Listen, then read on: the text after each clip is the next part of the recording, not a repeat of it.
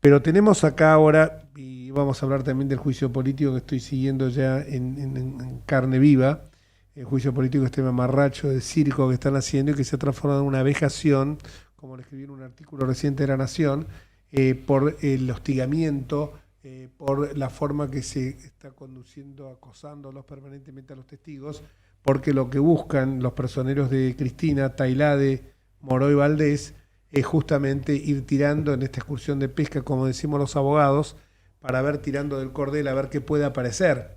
¿Y qué puede aparecer? Ellos tienen una sola meta, que es seguir escarbando para poder de alguna manera desarticular la causa de los cuadernos. Por eso la insistencia que tienen en llamarlo a declarar al fiscal Carlos Stornelli. Y bueno, y ahora evidentemente la Asociación de Fiscales se ha puesto muy firme. Hoy hay una declaración muy fuerte, Fabiana de León, que es justamente la fiscal que ahora está llevando la causa de los cuadernos, donde en blanco y negro señala que esto es lo que están haciendo los esbirros de Cristina, Tailade, Moró y bueno, y un chirolita que es el vacunado VIP Eduardo Valdés, que no le da el piné ni siquiera para ser espía. En cambio nosotros, para manejarse en la basura de los sótanos de la democracia, se mueven como peces en el agua.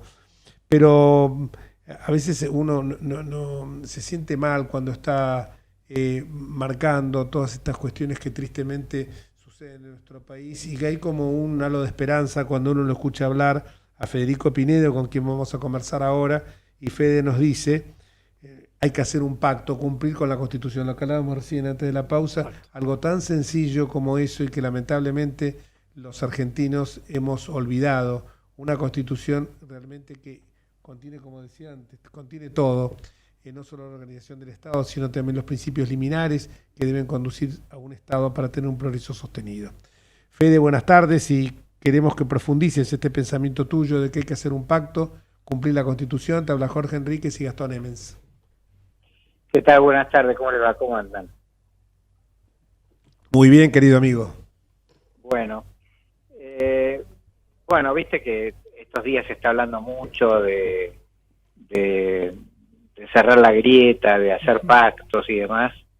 Y lo que yo comenté frente a esas posiciones es el pacto que hay que hacer es cumplir la Constitución.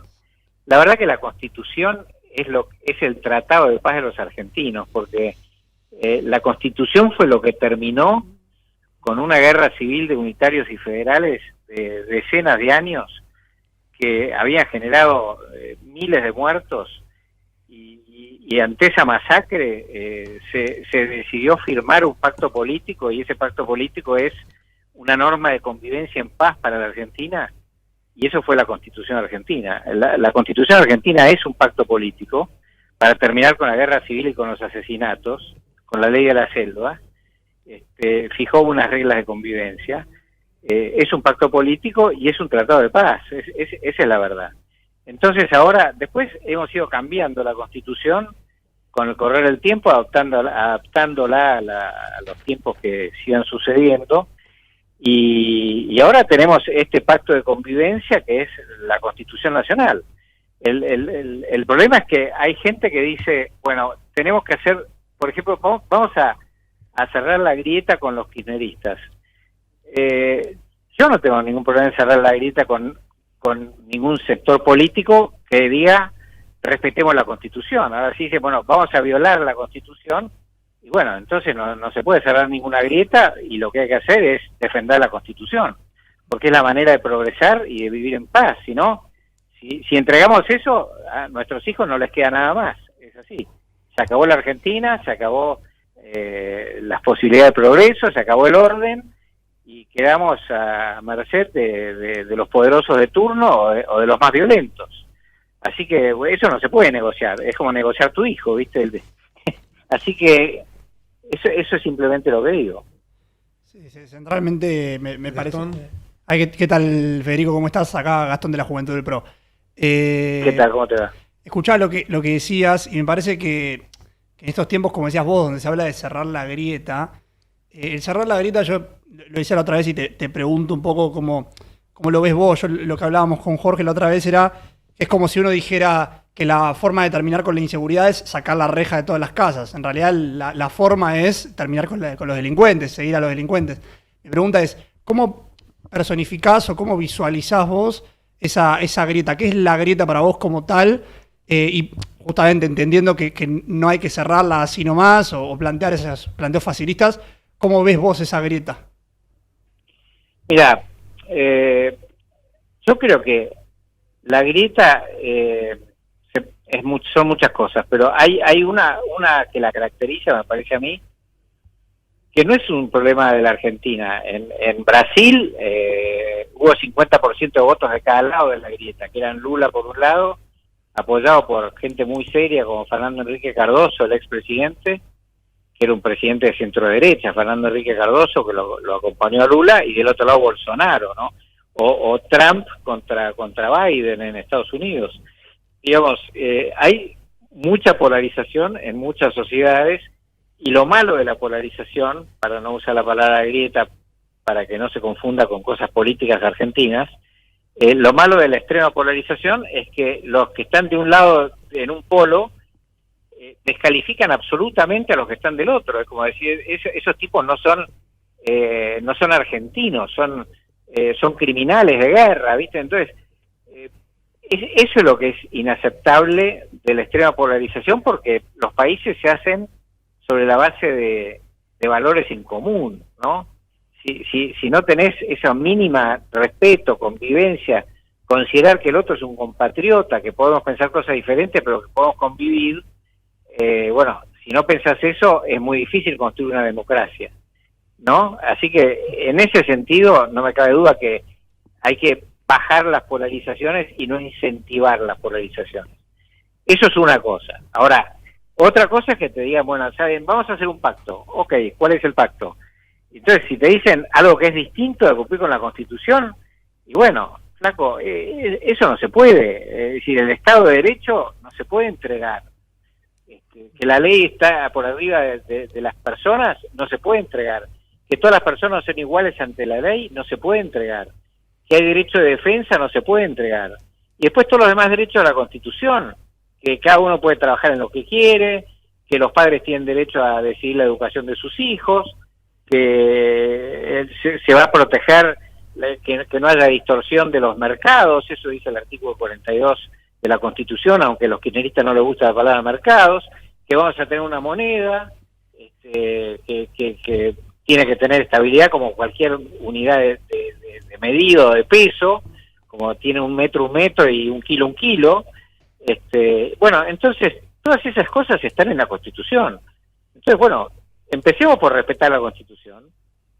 Ya ese pacto sería extraordinario, ¿no es cierto? Fíjate, todas estas cosas que estamos hablando ya estarían resueltas. Y bueno, buenísimo. Ahora, si se te pone enfrente un señor que dice, no, mire, yo quiero hacer inflación en vez de tener una moneda sana. Yo quiero poner los precios, yo porque soy el secretario de Comercio, no me importa cualquier valor que se me ocurra a mí, y no me importa que la Constitución diga que hay que respetar el normal funcionamiento de los mercados. Yo no quiero que usted se exprese y viole la libertad de expresión. Yo no quiero que usted pueda trabajar en una fábrica de lo que yo no le digo. Bueno, entonces, ¿usted qué propone? ¿Violar la Constitución? Bueno, nosotros no podemos negociar el Estado de Derecho. Eso es lo que estoy tratando de decir. No, lo decís muy claramente. Y me vino a la memoria la frase que decía siempre el maestro Alberto Antonio Espota, que decía que la Constitución era el plexo normativo de base, que era el pacto, lo que vos dijiste, el pacto de convivencia de los argentinos, y que decía que la democracia era saber convivir en la discrepancia, pero convivir en la discrepancia dentro del marco democrático.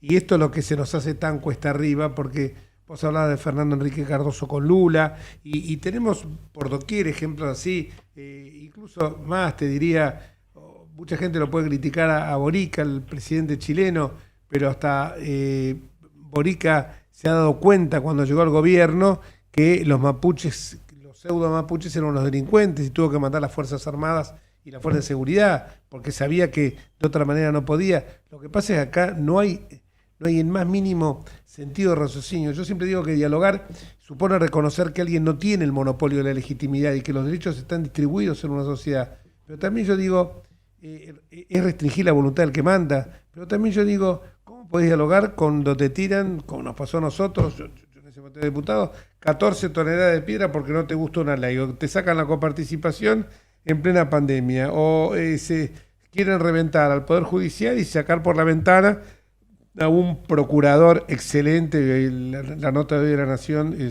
parece impecable, pero yo se lo digo siempre a Casal, que él tiene que ser el futuro procurador general, aunque sea para dejar de ser interino, 6 años interino, y los dictámenes te pueden gustar o no. A mí hay dictámenes que no es que no me gustaron, eran en contra de los intereses de por ejemplo, la ciudad, pero vos cuando lo ves es ajustado a derecho. Obviamente, somos abogados los dos y siempre nos hubiera gustado ganar los pleitos, pero muchas veces no tenemos razón. Y si el tema es ajustado a derecho, eso no nos da derecho a señalar y a decir, el juez es un corrupto porque falló en contra mía. Y cuando falla a favor, está todo bárbaro. Por supuesto. Por eso te digo, ¿cómo se hace difícil para dialogar, ¿no?, con esta gente? El otro día me encontré con una señora por la calle y me estaba hablando de temas de estos que estamos hablando. Y me dice, ¿sabe lo que pasa? No se le puede dar la mano a alguien que tiene el puño cerrado. me parece que es bastante gráfica esa imagen.